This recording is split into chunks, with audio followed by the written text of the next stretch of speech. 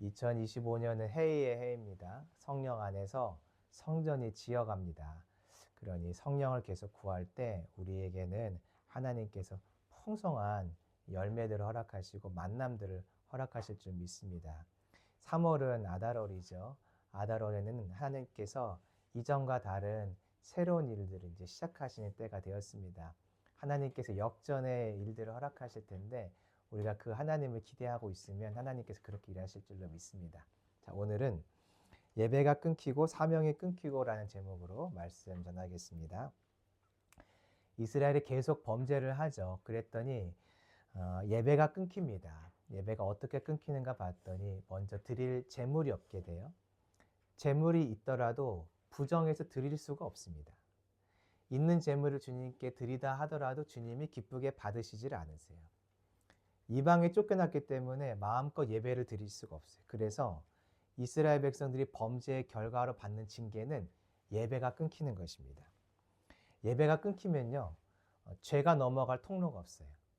예배가 끊기면 우리의 죄가 넘어갈 통로가 없기 때문에 죄가 넘어감으로 우리를 향한 하나님의 진노가 멈추는데, 예배가 없으면, 재물이 없으면, 제사가 없으면 우리의 죄가 넘어갈 통로가 없어서 우리가 다 하나님의 진노를 그대로 받게 됩니다. 그때 심판이 일어나는 거죠.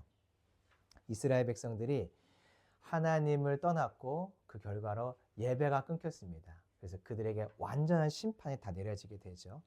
자, 이렇게 예배가 끊기면 생기는 일 한 가지가 더 있는데, 예배가 끊기면 어떤 일이 찾아오냐면 사명이 끊기는 일이 생깁니다. 이스라엘 백성들이 예배를 통해서 계속해서 하나님의 음성을 들어야 되죠. 예배는 올려드리는 것인데 동시에 하나님으로부터 내려오는 것이 되는 거죠. 우리는 올려드리고 하나님은 말씀으로, 임재로 그들에게 찾아오셔서 하나님의 계획들을 알려주시고 이렇게 가야 한다, 우리를 안내하시죠. 은혜를 주시고요. 그런데 그 하나님의 음성들이 예배가 끊기니 음성이 끊겨서 결과적으로는 이스라엘 백성들이 사명의 자리에서 다 끊어지게 됩니다. 어떻게 끊어지냐면 아브라함에게 주신 언약을 이루는 것과 반대의 길들로 가게 돼요. 아브라함은 하나님이 주셨던 약속은 큰 민족을 이루게 해줄게였는데 북이스라엘은 점점 작은 민족이 되어갑니다. 아이들이 죽거나 전쟁터에 가서 죽거나 아니면 노예로 팔려가게 되죠. 또 하나님께서는 가나안 땅에 머물라고 하셨는데 그들의 예배가 끊기고 하나님의 음성들을 잃어버리는 결국 땅에서 쫓겨나게 돼요. 그러니까 하나님은 가나안 땅에 머물라고 하셨는데 이스라엘은 가나안 땅에서 벗어나게 됩니다. 즉, 이 말은 예수님이 오신 모든 통로가 막힌다라는 뜻이에요. 즉, 다시 말하면 이스라엘 백성들은 사명의 자리에서 결국 끊어졌다. 북이스라엘은 사명에서 멀어졌다. 사명에서 떨어져 나갔다. 이런 의미가 되는 것이죠. 우리가 죄를 가까이 하면 예배가 끊기고요, 사명이 끊겨요. 그러므로 반대로 해야겠죠. 죄를 멀리함으로 계속 내 삶에 예배가 있기를 소망합니다.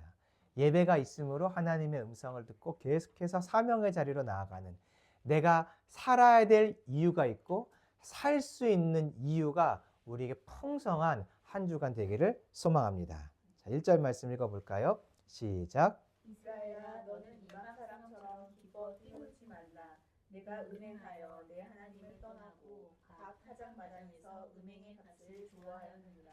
이스라엘 백성들이 뛰어놀았고 기뻐했어요. 언제 그랬냐면 타작마당에서, 즉 추수회 때 기뻐하고 즐거워하는 거죠. 그런데 하나님은 이제부터 기뻐하지 말고 즐거워하지 말라 이렇게 말씀하십니다. 왜 그렇게 말씀하신지 먼저 그들의 어떤 죄에 대한 이야기를 하시는데, 그들이 타작마당에서 음행의 값을 좋아하였느니라. 음행의 값, 창녀들이 그 타작마당에서 이방신에게 제사하며 창녀들을 통해서 몸값을 받고 하는 이런 말도 안 되는 일들이 이 타작마당에서 이루어졌어요. 타작마당은 원래 어떤 것이냐면 하나님께서 1년 동안 주셨던 산물들을 가지고 타작하면서 즐거워하는 때예요. 하나님을 즐거워하는 때죠. 하나님 너무너무 감사해요. 우리의 1년의 삶을 이렇게 책임져 주셨네요. 또 이렇게 때에 따라서 우리가 추수할 수 있도록 하시네요. 너무너무 감사합니다 하면서 타작마당은 하나님을 즐거워하고 예배하는 곳이에요. 그런데 그 자리에서 음행하는 여인들이 있고 이방신에게 제사하는 일들이 있으니 하나님이 답답했겠죠. 아니, 나랑 교제하자고, 내가 준 것을 기뻐하면서 나와 교제하자고 타작마당을 허락했더니 사람들이 우상을 섬기고 이방을 섬기고, 이게 문제가 뭐냐면 죄 짓는 거잖아요. 그러니까 하나님께 예배하라고 준 것들을 가지고 죄를 짓고 있으니 하나님이 답답했겠죠. 그래서 어떻게 하시는가? 2절을 봤더니 타작마당이나 술틀이 그들을 기르지 못할 것이다. 타작마당은 곡식일 것이고 술틀은 포도주와 관련된 것이겠죠. 하나님께서 이스라엘 백성들에게 그동안에 1년 동안 살 만큼의 풍성한 양식들과 그리고 포도들을 허락하여 주셨는데 더 이상 그것들이 충분하지 않아서 이스라엘 백성들이 양식이 없게 된다. 그런 이야기죠. 공급을 멈추시는 거예요. 매년 타작마당에 들어갈 때마다 사람들이 생각했어요. 야, 또 1년 동안 이렇게 양식을 거뒀으니까 또 1년 살아가겠네. 그랬는데 어느 해인가부터 타작마당에서 거두는 곡식이 점점 줄어드는 거예요. 짤 수 있는 포도즙의 양이 점점 줄어드는 거예요. 왜 그럴까? 농사법을 개량해야 되나? 농사법을 연구해서 개량해도 자꾸 소출이 줄어드는 거예요. 농토를 더 늘려야 되나? 농경지를 더 많이 늘려도 소출이 점점 줄어드는 거예요. 왜 그럴까? 종자가 문제인가? 종자를 개량하고 좋은 종자를 갖다 심어도 점점 소출이 줄어드는 거예요. 사람들은 왜 그런지 몰라요. 사람들은 왜 그런지 모르는데 하나님은 알고 있어요. 그들이 이것을 가지고 죄 짓는 데 자꾸 사용하니까 소출의 때를 막아버리시는 거죠. 자, 이때 경제력이 떨어지고 경제력이 부족하면 국방력이 부족해지게 되겠죠. 약해지게 되겠죠. 이때 이런 일이 일어납니다. 3절입니다. 시작. 그들은 여호와의 땅에 거주하지 못하며 에브라임은 애굽으로 다시 가고 아수르에서 더러운 것을 먹을 것이니라. 나라가 어려울 때 이방 나라들이 틈을 타요. 드디어 때가 됐다. 저 이스라엘 우리가 정복할 때가 됐다 하고 애굽이 찾아오고 그리고 아수르가 찾아옵니다. 그래서 그들을 잡아서 끌고 가는 일들이 생긴다고 말씀하시죠. 여기 보면 아수르에서 더러운 것을 먹을 것이니라 이렇게 되어 있어요. 이스라엘 백성들이 가나안 땅에 있을 때는 그들이 선택해서 죄를 짓습니다.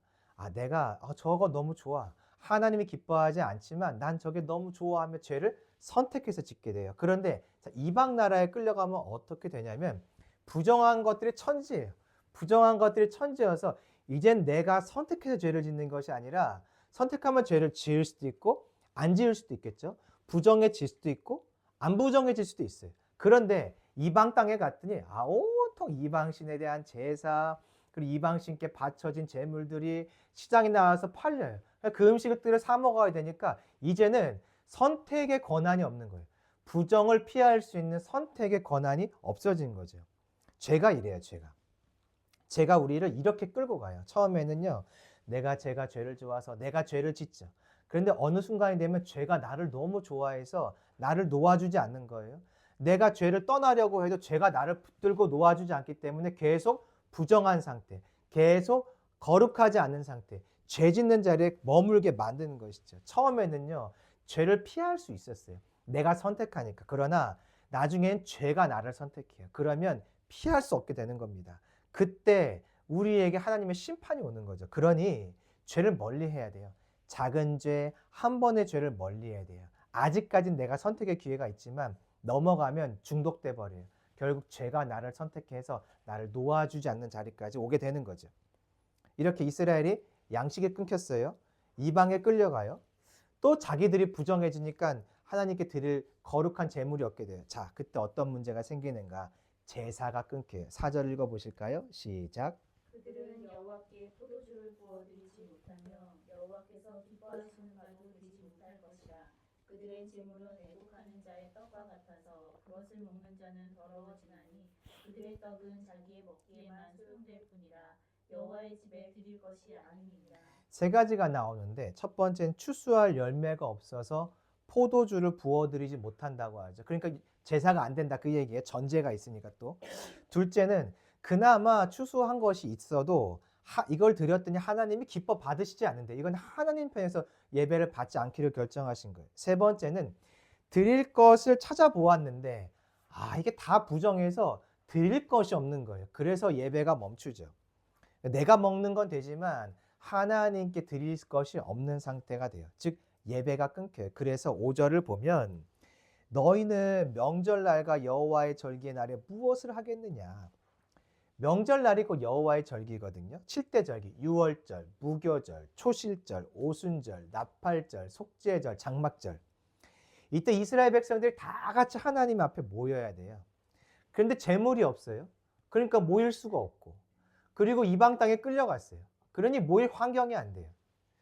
결국에는 절기를 지킬 수가 없고 예배가 끊기게 되는 거죠. 예배 가운데 해야 될 것은 5가지의 제사의 모양으로 예배를 드리죠. 번제, 소제, 화목제, 속죄제, 속건제. 이것들을 통해서 무엇을 하는 거냐면 이스라엘이 우리의 죄를 하나님께 넘겨드리는 거예요. 재물에게 넘겨서 우리를 향하신 하나님의 진노가 멈추게 하는 것을 1년을 주기로 계속 반복해서 이스라엘이 하는 거죠. 그래야 하나님의 진노가 멈춰서 다음 1년을 또 살아갈 수 있게 되는 거예요. 그런데 그 1년의 삶 가운데 다시 여호와의 절기를 지키며 죄가 넘어가지 못한다면 하나님의 진노가 쌓여 있다가 결국에는 폭발하여 이 땅에 내려지게 되는 거죠. 사람들에게 내려지게 되는 거예요. 그때 사람들이 죽는 일도 일어나는 거죠. 사람이 왜 죽을까? 죄 때문이에요. 육신은 왜 죽을까? 죄 때문이에요. 우리의 영혼은 왜 영원한 죽음, 지옥에 들어갈까? 죄 때문이에요. 죄가 넘어갈 통로가 없으면요, 그 죄를 육신으로, 그 죄의 값을 육신으로 받고, 그리고 영원한 생명, 영혼이 그 하나님의 그 진노를 그대로 다 받는 거예요. 그래서 이 땅에서는 죽음이 이르는 것이고, 또 진노로 인해서 사고도 당하는 것이고, 또 영원한 하나님의 진노로 인해서 우리가 지옥에도 가게 되는 거죠. 이스라엘 백성들이 앞에서 봤더니 음행의 값을 받는 것을 좋아했다고 했는데, 그 음행의 값을 받을 때 그들을 향한 하나님의 진노가 쌓이고, 음행의 값을 즐거워할 때 결국 하나님이 그들에게 진노로 슬픔을 허락하는 겁니다. 그래서 6절을 봤더니, 자, 읽어볼까요? 시작. 그들이 멸망을 피하여 갈지라도 애굽은 그들을 모으고 노은 그들을 장사하리니 그들의 은은 귀한 것이나 찔레가 덮을 것이요 그들의 장막 안에는 가시덤불이 퍼지리라. 이스라엘이 결국 멸망을 당해요. 생명을 구하는 자가 그 가운데도 있을 수 있습니다. 피하여서. 그런데 피하는 자는 어떻게 되냐면 애굽에 끌려가요. 노비라는 곳은 애굽의 수도죠. 이 노비에서 그들을 장사하리니 노예로 팔려간다는 거예요. 살아있는 사람들이 죽고, 죽지 않고 그나마 살아남은 사람들은 노예로 끌려가고, 그들의 은은 귀한 것이나 그들이 갖고 있는 은이 있어요. 귀한 것들. 근데 이 은은 또 우상을 말하기도 하거든요. 우상을 귀하게 여겼던 것이죠. 그것들이 찔레가 덮는다. 무슨 말인가? 그 뒤에 보니까 그들의 장막 안에는 가시덩굴이 퍼지리라. 그러니까 땅이 황폐하게 되어서 그들이 은을 놓았던 것, 숨겨 놓았던 것, 그리고 그들이 갖고 있던 우상들이 다 이게 풀에 덮여져 버리는 황폐한 땅이 되어버린다. 하나님의 진노가 그들에게 임하는 것이죠. 이스라엘 백성들에게 이렇게 진노가 임할 때까지 하나님은 가만히 계셨는가? 아니에요. 하나님도 일을 하셨어요. 7절 보실까요? 형벌의 날, 그 보응의 날이죠. 왜 보응의 날이라고 말하냐면 죄로 인해서 하나님의 진노를 쌓았기 때문에 그 진노가 내려지는 것을 보응이라고 하죠. 보응의 날이 온 것은 이스라엘이 알지라 선지자가 어리석었고, 그들이 했던 얘기예요. 선지자들이 와서 그러면 안 돼, 돌이켜야 되라고 하나님이 계속 여로보암 2세 때 3명의 선지자를 보내시거든요. 근데 이들이 깨닫지 못하는 거예요. 아이, 저 선지자들 어리석은 말하고 있네. 여로보암 2세 때 엄청나게 북이스라엘이 강성했습니다. 그러니까 사람들이 이스라엘이 멸망할 거다, 심판받을 거라는 말이 들려오지 않는 거예요. 신에 감동하는 자, 하나님께서 영을 보내요, 말을 보내요. 그들에게 선포하게 한 자들을 이스라엘 백성들은 어리석다고 여기고 미쳤다고 생각했던 거죠. 그들이 죄악이 많고 내 원한이 큼이라. 하나님을 향한 그들의 증오심이 엄청나게 커지고 있었어요. 아니, 하나님이 그런 말 해주니까 싫은 거죠. 심지어 8절 보실까요? 시작. 에브라임은 나의 하나님과 함께 한 사슴이며 선지자는 모든 길에 진 새 잡는 자의 그물과 같고 그의 하나님의 전에는 원한이 있도다. 하나님이 에브라임, 즉 북이스라엘을 위해서 파수꾼들을 보내셨어요. 선지자예요. 근데 파수꾼들이 가는 길에 무엇이 있냐면 이 북이스라엘 사람들이 그물을 쳐놨어요. 그물을 쳤다는 건 잡는다는 거죠. 그러니까 듣기 싫으니까, 만나기 싫으니까 그들을 잡고 그들이 말하지 못하게 만들고 그들에게 고난을 주는 일들을 했다는 거예요. 즉 하나님은 살리려고 사람을 보냈더니 사람들은 살리려고 하는 사람들을 고난 주고 그들을 잡아들이고 그들을 징계하였다는 거죠. 그러니까 하나님의 음성을 듣지 않았다 그런 말이에요.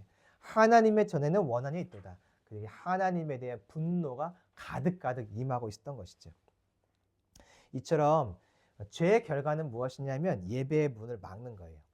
사단이 왜 죄짓게 만들까? 봤더니 이유가 있어요. 결국에는 우리가 예배드리지 못하게 만드는 거예요. 그래서 출애굽할 때 이스라엘 백성들이 광야에 가서 제사를 드린다고 했더니 바로 왕이 계속 막아요. 제사 드리지 못하게 막죠. 아이들은 데리고 가지 마라. 재물은 가지고 가지 마라 하면서 계속 제사 예배 드리는 길들을 사단도 막은 거예요. 예배 드리지 못하는 것은요, 벌이에요. 고통이고 아픔입니다. 좀 천국을 좀 생각해 볼까요? 우리가 천국을 생각할 때 이런 생각을 해요. 하나님 앞에서 영원토록 예배 드린다고 하는데 그거 가능할까? 그리고 이 땅에서도 잠깐 이렇게 예배 드리는 것들이 때로는 힘들기도 하고 좀 부담되기도 하고 어려울 때도 있고 예배가 은혜가 되지 않을 때도 있잖아요. 그래서 예배 드리는 것이 복인가라고 하는 것에 대해서 잘 생각을 하지 못해요. 그래서 천국의 개념도 우리가 그렇게 생각하는 거죠. 영원토록 하나님을 예배한다고 할 때 그 기쁠까? 그 즐거울까? 그런 생각을 해요. 그런데 천국에서의 영원한 예배가 기쁠까? 의심스러울 때 우리가 무엇을 생각해 보면 되냐면 그와 정반대의 개념인 지옥을 생각해 보면 이것이 기쁜 것이구나 복인 것이구나 알게 돼요. 지옥에서는요. 지옥에서는 지옥에 들어간 사람들이 자신의 죄를 재물에게 넘길 수 있는 기회가 단 한 번도 주어지지 않아요. 즉 예배의 기회가 단 한 번도 주어지지 않는다는 거예요. 그 말은 하나님으로부터 올 수 있는 긍휼과 은혜가 단 한 번이라도 주어지지 않는다는 말이에요. 하나님으로부터 부어주는 은혜가 단 한 번도 없는 것. 완전히 은혜가 배제된 곳이 지옥이에요. 그곳이 곧 예배가 없는 장소예요. 그러면 예배가 없는 것은 고통이겠죠. 예배가 없는 것은 아픔이겠죠. 슬픔이겠죠. 반대로 생각해 볼까요? 그러면 하늘나라의 영원한 예배가 영원히 있다는 것은 기쁨일까요? 기쁨이 아닐까요? 기쁨인 것이고 즐거움인 것이고 감사인 것이에요. 계속 하나님의 은혜가 우리를 향해서 부어지고 있는 그게 영원토록 있는 것이니 얼마나 그것이 감사한 것이겠어요. 오늘 우리가 예배 드릴 수 있는 것은 복이에요. 때에 따라서 예배 드리는 시간이 있는 것도 복이고요. 예배를 드릴 수 있는 환경이 있는 것도 복이에요. 성경에서 예배는 우리가 거룩한 산 제물이 되어서 드려지는 것이라고 말하죠. 산 제물이 되어서 복종되어지는 것은 힘들어요. 내가 죽어지는 거 얼마나 힘들어요. 그래서 우리가 그런 제물의 자리로 들어갈 때 하나님 너무 힘들어요. 이런 예배는 참 어렵습니다 하는 마음이 들지만 다시 생각해 보세요. 지옥을요. 예배가 있는 것은 복이에요. 그러니까 내가 거룩한 산 제물이 되어서 죽어지는 그런 고통, 깎여지는 그 고통의 예배가 있는 것도 사실은 복이다. 이것을 기억할 수 있는 한 주가 되기를 소망합니다. 자, 이처럼 이스라엘 백성들이 범죄를 했더니 예배가 막혔어요. 예배가 막히면 따라오는 문제가 한 가지 있어요. 그것은 사명의 길이 막히는 것이에요. 자, 9절 한번 보시죠. 하나님께서 이제 9절과 10절에서 지금 이 범죄하고 있는 이스라엘 백성들이 너희는 참 어느 때와 같아라고 말씀하세요. 9절 읽어보겠습니다. 시작. 그들은 기브아의 시대와 같이 심히 부패한지라 여호와께서 그 악을 기억하시고 그 죄를 벌하시리라. 9절에 이스라엘은 기브아 시대와 같이 부패한지라. 자, 기브아 시대가 언제냐면요. 사사기의 마지막 때예요. 그때 레위인의 첩 이야기가 나와요. 그래서 이 레위인의 첩을 기브아 사람들이 윤관을 하고 아주 엄청나게 나쁜 짓을 해요. 자, 이때 생긴 문제가 뭐냐면 기브아 사람들이 범죄한 것도 문제인데 진짜 문제는 무엇이냐면 북이스라엘 사람들이 서로 싸우기 시작한다는 거예요. 열한 지파와 베냐민 지파, 이 기브아가 속한 베냐민 지파가 서로 싸우기 시작해요. 자, 근데 제가 질문해 볼게요. 이스라엘 백성들이 사사기 때문에 아직 땅을 완전히 정복한 시대가 아니에요. 다윗 때, 솔로몬 때 거의 다 정복을 하거든요. 그러니까 아직 정복이 남아있는 시대예요. 이스라엘 백성들은 누구와 싸워야 되나요? 가나안과 싸워야 돼요. 왜 가나안과 싸우죠? 땅을 넓히려고요? 아니에요. 정복하는 것이 아브라함에게 주신 가나안 땅을 주신다는 약속이라서 그래요. 그러니까 이스라엘 백성들은 나가서 이방 가나안에 남아있는 족속들과 싸우며 무엇을 해야 되냐면 사명을 이루어야 돼요. 자, 그런데 서로 싸우면 사명이 이루어지나요? 안 되나요? 안 되는 거예요. 그러니까 기브와 시대와 같이 부패했다는 것은 너무 악하다, 음란하다 그 말도 맞지만 그때와 같이 지금 이스라엘 백성들의 사명의 길이 막히고 있다. 이 말을 하는 거죠. 자, 10절 볼까요? 이번에 바알부올의 때를 이야기합니다. 읽어봅니다. 시작. 예전에 내가 이스라엘을 만나기를 광야에서 포도를 만난 같이 하였으며 너희 조상들을 보기를 무화과 나무에서 처음 맺은 첫 열매를 본 같이 하였거늘 그들이 바알보올에 가서 부끄러운 우상에게 몸을 드리므로 저희가 사랑하는 우상같이 가증하였도다. 9절은 사사시대, 10절은 광야시대로 넘어갔어요. 더 뒤로 넘어간 거죠. 옛날로. 광야에서 이스라엘 백성들을 하나님이 처음 보았을 때는 포도나무와 같았어요. 포도나무라는 단어가 성경에서 나올 때 사랑한다라는 표현이 나와요. 그러니까 하나님은 이스라엘을 그때 볼 때 사랑하셨어요. 하나님께서 이스라엘 백성들을 출애굽시키셨을 때 그들을 너무너무 사랑하는 마음이 있었어요. 그들은 무화과 나무의 첫 열매 같았다고 하죠. 처음 맺는 첫 열매예요. 무화과 나무는요, 열매를 심고 4년째부터 열매가 나와요. 그러니까 4년 동안 기다렸을 때 얼마나 기뻤겠어요? 하나님은요, 그 아브라함에게 주시는 언약을 이 땅에서 성취하길 원하시는데 그 일로 이스라엘 백성들을 삼으신 거예요. 그 일에 이스라엘 백성들을 사용하기를 삼으신 것이죠.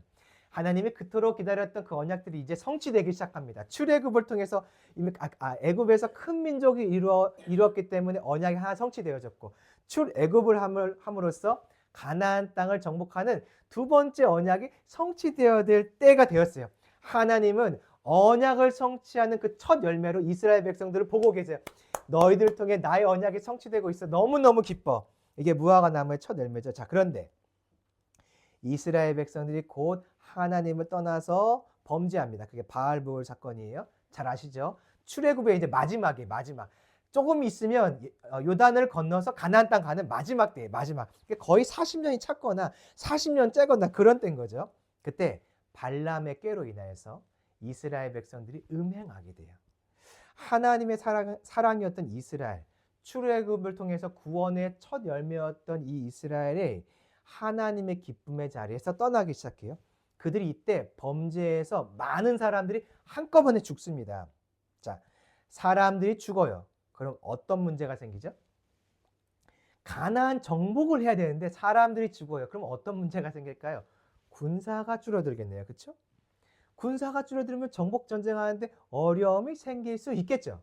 자, 그리고 하나님은 아브라함에게 뭐라고 말씀하셨냐면 너희들은 큰 민족이 될 거야 해서 애굽에서 큰 민족이 됐더니 가나안에 들어가기 직전에 큰 민족이 반대로 작은 민족이 되어가고 있어요. 죽어가고 있으니까요. 범죄 때문에 죽었으니까. 그러면 언약의 성취와 또 반대로 가는 일이 일어나고 있네요.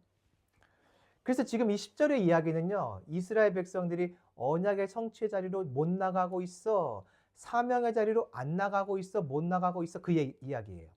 자, 조금만 더 생각해 볼게요. 10절에서 무화과 나무가 나오고 포도나무 얘기가 나오고 광야 얘기가 나와요. 성경에서요. 광야와 포도나무, 무화과 나무 열매가 한꺼번에 나오는 때가 있어요. 민수기에 이 내용이 한 번에 한 사건에 같이 나와요. 언제일까요?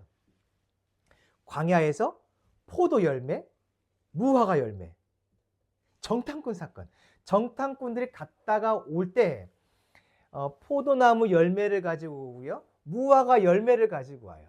이때 이스라엘 백성들이 환호합니다. 이야, 젖과 꿀이 흐르는 땅이다. 드디어 우리가 하나님의 약속대로 저 아브라함에게 주신 언약대로 가나안 땅에 들어갈 때가 됐네.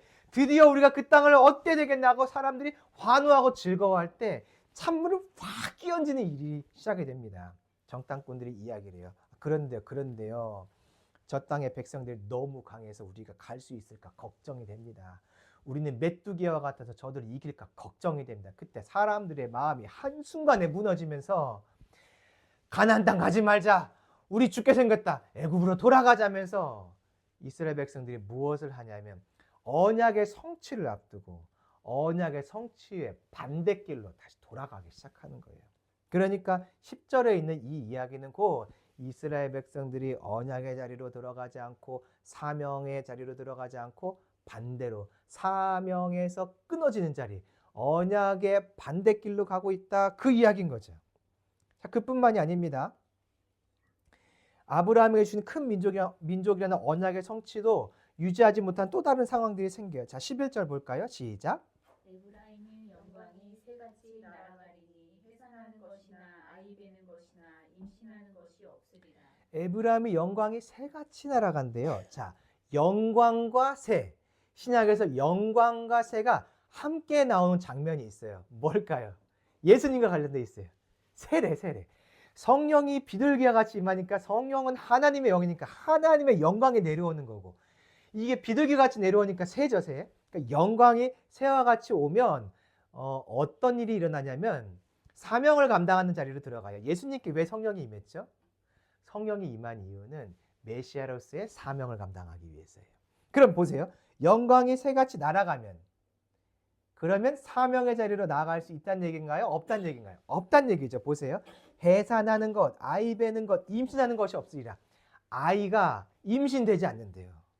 그러면 사명 감당의 자리로 못 가는 거예요. 아브라함 언약의 성취, 큰 민족이 이루어질 수 없는 거죠. 점점 반대로 가는 거예요. 자, 12절 보실까요? 혹시 아이가 낳아졌다 할지라도 기를지라도 내가 그 자식을 없이 하여 하나님의 아이를 죽인대요. 어떻게 죽이냐면 내가 그들을 떠나는 때에는 그들에게 화가 미치리로다. 그들에게 화가 미친대요. 13절에 그 내용이 정확하게 나와 있는데요. 그들은 에브라임은 아름다운 곳에 심긴 두로와 같으나 보세요. 그 자식들을 살인하는 자에게로 끌어내리로다. 왜 살인하는 자에게 끌어낼까요? 부모가 자녀들을요. 전쟁이 일어난다는 거예요. 전쟁이 일어나서 그 아이들을 살인하는 자, 그 강력한 이방 군대 앞에 자녀들을 세울 수밖에 없게 되는 거죠. 그러면 아이들이 죽겠죠. 14절 보세요. 사람들이 이때 이렇게 외치기 시작합니다. 하나님, 아이 베지 못하는 태를 주세요. 젖없는 유방을 주세요. 무슨 이야기냐면 차라리 아이 낳지 말게 해주세요. 우리의 아이들의 미래가 너무나 어둡고 고통스럽고 비참하니까 차라리 아이를 주지 마세요 하면서 이스라엘 백성들이 아브라함에게 주신 언약과 정반대의 길을 가고 있는 거예요. 큰 민족을 이루는 것과 정반대의 길을 가고 있죠. 왜냐하면 왜 이렇게 됐는가? 15절 다시 한번 죄 때문이라고 설명하시네요. 한번 읽어볼까요? 시작. 그들의 모든 악이 길갈에 있으므로 내가 거기에서 그들을 미워하였노라. 그들의 행위가 악함으로 내 집에서 그들을 쫓아내고 다시는 사랑하지 아니하리라. 그들의 지도자들은 다 반역한 자니라. 그들의 악이 길갈에 있어요. 길목에 사람들이 예배를 드리러 가는 그 길목마다 길갈에 계속 악이 가득해요. 하나님은 그래서 그들을 미워하세요. 그들의 행위가 악해요. 하나님이 결국에는 사랑하지 않는 그들, 자기를 사랑하지 않는 그들을 미워하시고 그들을 쫓아내시죠.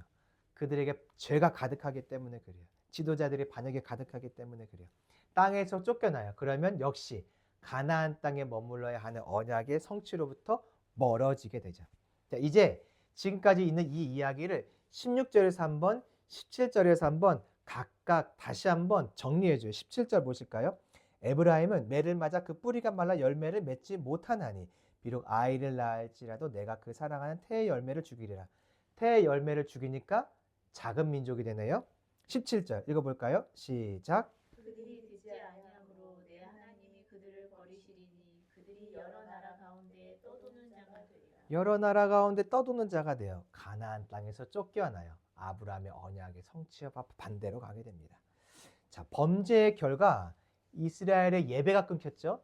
예배가 끊기는 것과 함께 일어나는 일은 언약에서 끊기는 거예요. 그러니까 사단이 왜 죄를 짓게 한지가 보여요. 아, 예배를 못 드리게 하는 거였구나. 거기까지가 아니었어요. 예배를 멈춰서 결과적으로는 사명의 길을 싹 다 막아버리는 것. 아, 그래야 사단이 조금 더 버틸 수 있잖아요. 이 땅에서. 하나님의 언약의 성취가 다 이루어지면 사단은 이제 끝나는 거예요. 완전하게. 이미 끝났지만 정말 완전히 끝나는 거예요. 그 길에 가는 것을 천천히 가려고 최대한 딜레이 시키는 방법이 무엇이냐면 죄를 짓게 해서 예배가 멈추게 하여 사람들로 하여금 사명을 이루지 못하게 막는 것입니다. 사명의 상실은요, 어떤 의미가 있을까? 우리에게 죽음이에요, 죽음. 사명이 끊기는 것은 죽음이에요. 왜냐하면 이 땅에서 죽음은 왜 있냐면 죄 때문에 죽는 것은 맞는데 그 사람에게 허락하신 하나님의 사명이 끝나면 사명을 다 마치면 그 사람한테 데려가세요. 사명 다 했으니까 이 땅에 이제 있을 필요가 없는 거예요. 또 사명을 줬는데 믿는 사람과 믿지 않는 사람 다 사명이 있습니다. 고레츠도 사명이 있었잖아요. 이스라엘 백성들을 잘 데리고 있다가 보내주는 거. 사명을 줬는데 사명을 감당하지 않고 사명을 버리면요, 하나님 데려가세요. 그러니까 사명의 끊어짐은 곧 죽음이에요. 그러니까 사명이 끊어진다는 것은 고통스러운 거예요. 우리는 이런 생각 가끔 해요. 하나님의 일을 감당하는 것이 너무 힘드니까 너무 힘들다, 좀 쉬었으면 좋겠다. 여러분 정말 쉬시면 안 됩니다. 계속 쉬고 있으면 결국에 그래 쉴래? 알았어. 그럼 내가 영원히 쉬도록 데려가 줄게. 하나님은 사명 감당하지 않으면 데려가세요. 포기하면 데려가세요. 물론 계속 그 과정 속에서 갈 수 있도록 선지자를 보내시고 예배를 허락하시고 은혜를 주셔서 가게 하시죠. 그러나 내가 사명을 포기하면 주님도 알겠다. 더 이상 살아갈 이유가 없구나. 내가 데려갈게. 그러니 사명이 멈추는 것은 우리에겐 쉼과 안식처럼 여겨지지만 사실은 죽음이에요. 그러니까 이것은 어떤 측면에서 고통스럽고 아픈 일이 될 수 있는 거죠. 그래서 여러분 사명을 잘 감당하는 것이 복입니다. 사명의 자리에 서 있는 것이 복이에요. 하나님이 아무 일도 안 시키는 것이 가장 어려운 것입니다. 사명을 감당하며 열심히 일하는 것, 땀 흘리도록 일하는 것이 더 기쁨이고 큰 즐거움이에요. 주님은 우리에게 그것을 허락하셨어요. 그런데 그것이 자리에 이르려면 죄로부터 멀어지는 거룩이 필요해요. 거룩이 있어서 예배가 회복돼야 돼요. 예배가 회복될 때 결국 사명의 자리에 들어가는 것입니다. 자, 말씀을 정리할까요? 죄는 두 가지 결과를 가져와요. 첫째, 예배의 문을 막습니다. 하나님과 화목할 길을 막아요. 둘째, 사명의 문을 막습니다. 참 영광스러운 길로 걸어가는 것을 막아요. 제가 뭐 하나 봤더니 예배의 문을 막아서 사명을 끊어버린 역할을 하는 것입니다. 예배가 막히면 사명을 향해 걸어갈 수가 없어요. 예배가 막히면 사명, 구속의 언약을 향해 걸어갈 길이 없습니다. 그러므로 우리는 예배를 지킬 것이 아니라 죄로부터 멀어지는 거룩을 지켜나가야 되는 거예요. 이번 한 주간 거룩이 잘 지켜지기를 원합니다. 마음의 죄, 생각의 죄, 입술의 죄, 행동의 죄로부터 멀어질 수 있기를 소망합니다. 내 힘으로 절대 안 되고요. 구원자 예수님을 계속 바라봐야 돼요. 이 땅의 하늘나라의 모든 충만함이 예수님께 다 있습니다. 예수님께는 모든 필요가 다 있어요. 예수님께 가세요. 그러면 이번 주에 우리가 죄를 이기고 거룩의 자리에 분명히 설 수 있을 것입니다. 그래서 한 주간 예배가 회복되어지고 그로 인해서 내게 주신 사명을 풍성하게 감당하는 한 주간이 되기를 소망합니다.